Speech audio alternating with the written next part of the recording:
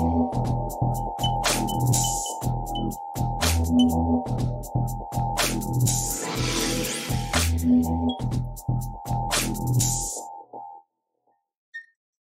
à toutes et à tous, bienvenue sur ma chaîne Crypto News. Nous sommes le samedi 4 décembre et comme vous pouvez le voir tous et toutes, c'est un marché qui corrige et qui peut-être nous fera du bien pour la suite, pour attaquer une belle année 2022. Donc c'est peut-être un mal pour un bien, on va en parler dans cette émission. Vous pouvez me joindre sur Twitter, je vous mettrai le lien Twitter dans la description de la vidéo. On va en parler tout de suite. N'oubliez pas de vous abonner à la chaîne si c'est pas déjà fait, de mettre un like, ça aide grandement au référencement de la chaîne et ça fait toujours plaisir. Donc aujourd'hui un Bitcoin qui retrace, là je vais mettre ça comme ça, qui retrace à moins 16, tout à l'heure on était à moins 20%, donc généralement il a tracé de 20%, là on reprend un peu légèrement des couleurs, on est à moins 16.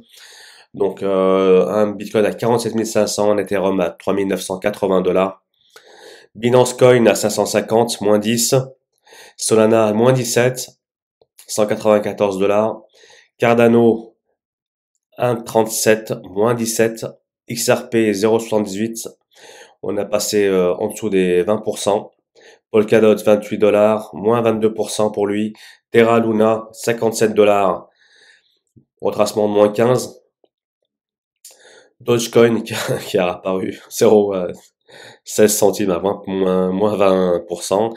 Avalanche, moins 90, on a perdu. Shiba, bon, déjà qu'on n'était pas bien haut, là on l'a ramassé.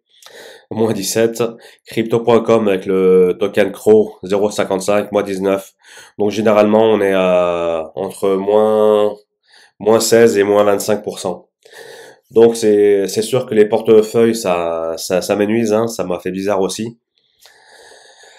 Donc voilà, c'est un marché qui retrace et qui peut-être nous fera du bien pour l'année à venir, pour démarrer janvier 2022 en bonne et due forme. Donc comme je vous dis tout à l'heure, donc je mettrai la description du lien de Twitter en bas de la chaîne en épinglé. Donc pour le BNB qui a encore brûlé 4000 pièces, donc là ils sont à plus de 2 481 000 $, ont été brûlés depuis la mise au niveau burning en temps réel du BEP 95. Le président de Salvador qui a encore acheté 150 bitcoins pour bah voilà, suite à la purge, tout le monde a acheté le dip. Tout le monde était présent bien sûr pour acheter, pour faire encore des emplettes. Donc tac. Pour ceux qui sont inquiets du moins 20% qu'on a eu ce matin, bah voilà, regardez sur ce graphique là, hein. Juin 2016, moins 38. Quelques temps après, juste avant 2017, moins encore 38. Moins 33, moins 38, moins 36, moins 29. Donc, quelque part, on se dit que ce qu'on a vécu là, nous, c'est pas grand-chose finalement. Pour le Maillard, Dex Maillard, avec le token MEX, ils ont été listés sur CoinGecko. Donc, ouais, ça y est, c'est fait. Donc voilà, c'est fait.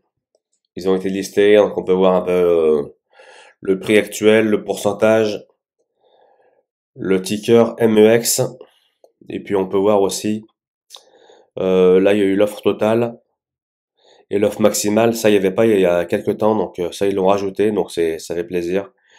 Donc le MEX de Maillard qui a été listé sur CoinGecko, impeccable. J'ai tweeté ça hier concernant le dip sur Bitcoin. Il y en a qui me disent ouais, moi je vais attendre qu'il retrace à 20 000 $. Bah voilà, hein, voilà l'état où ils seront s'ils attendent un Bitcoin à 20 000 $. Et également le top des titres crypto-monnaies qui sont le plus suivis sur Twitter, hein. Donc il y a en 1 le BNB, en 2 le Bitcoin, en 3 Dogecoin, en 4 XRP, en 5 le Shiba Inu, 6 Ethereum, 7 le Crow de Crypto.com, 8 SafeMoon, 9 Cardano, en 10 Solana. Donc ça voilà, c'est un peu la rareté à l'état brut, la rareté du BTC qui fait que eh ben la déflation. Voilà, donc à l'époque, on pouvait acheter un iPhone 4 avec pour 2857 bitcoins et ainsi de suite. Oui, c'est les soldes.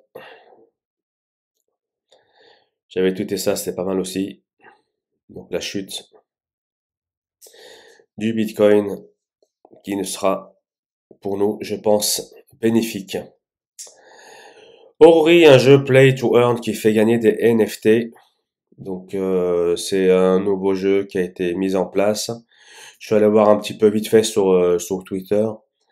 Donc 159 000 abonnés, ça commence à parler. Donc c'est un monde métaverse, hein. Donc il y a encore un énième jeu métaverse. Donc à voir ce que c'est, à creuser plus. Je ne sais pas, je n'ai pas été encore voir. Donc Ori, ça a des belles couleurs, c'est joli. Moi en tout cas, ça me parle au premier abord. Donc à voir après par la suite comment ça va se dérouler. J'ai participé au airdrop NFT Mobox, je peux vous le dire, sur Binance. Allez faire un tour du côté de Binance sur votre application Binance. Quand vous êtes sur la page d'accueil, glissez votre doigt du haut vers le bas et vous tombez sur un onglet NFT Mobox et puis vous pouvez suivre les étapes. Il est très facile de récupérer son NFT si ce n'est pas encore déjà trop tard. Analyse du Bitcoin contre Tether, on est en 4 heures. Donc on peut voir en 4 heures que le marché a été racheté. On était en daily tout à l'heure, on ne voyait pas forcément. Là en daily, on ne le voit pas.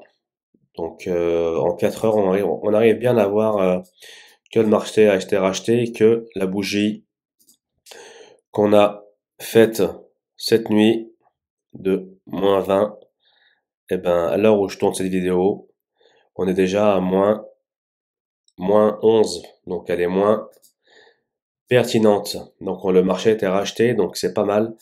On est dans un, on était dans un canal haussier depuis, si je regarde bien comme ça, on était dans un canal haussier depuis le mois de juillet. Et là, boum, on a cassé la résistance, la résistance des 52 000. Donc là, j'espère qu'il va nous faire un truc dans ce style-là. Un truc dans ce style-là qui va revenir un peu comme ça, casser ça, repartir un peu à la hausse.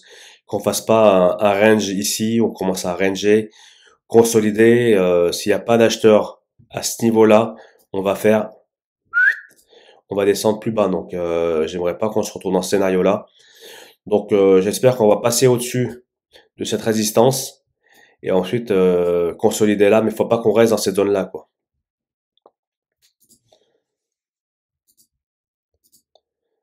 Faut pas qu'on reste dans cette zone-là.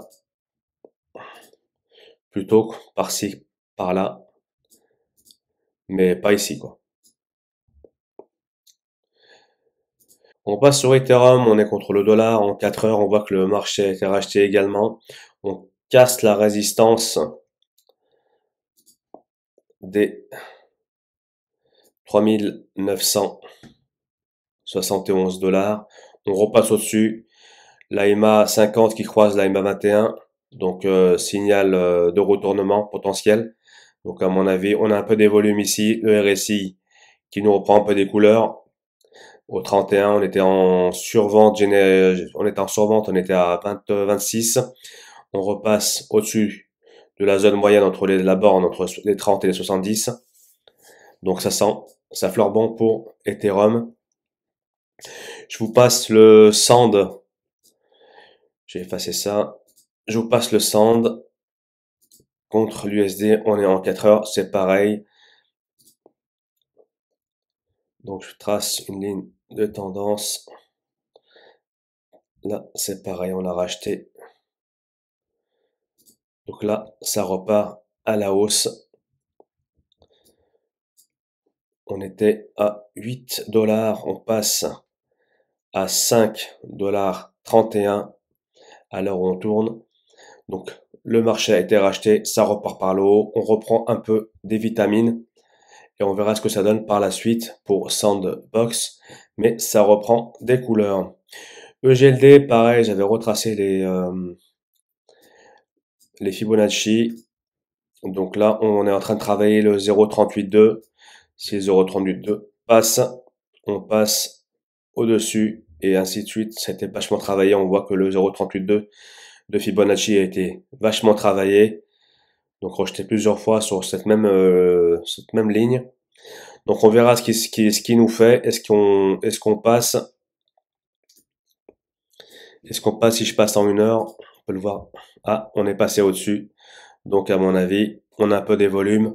On risque d'aller à ce niveau-là aux 321 $.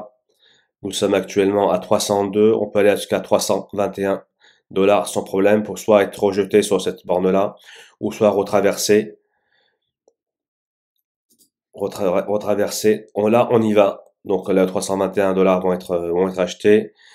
Donc soit on fait ça, ou soit on fait ça, ou soit on traverse directement la résistance et on monte. Donc à voir ce que ça va donner dans les prochaines heures. Voilà l'analyse pour le GLD. Donc pareil, on reprend un peu des vitamines et j'espère que ça va aller pour le mieux. J'espère que ça va aller pour le mieux pour le finir en beauté ce mois de décembre et attaquer janvier 2022 sur les chapeaux de roue. J'espère que cette émission vous a plu. N'hésitez pas de mettre un pouce, de mettre un like, de partager cette chaîne, de vous abonner si ce n'est pas déjà fait. Merci pour votre attention. Je vous dis à très bientôt. Portez-vous bien. Ciao, ciao.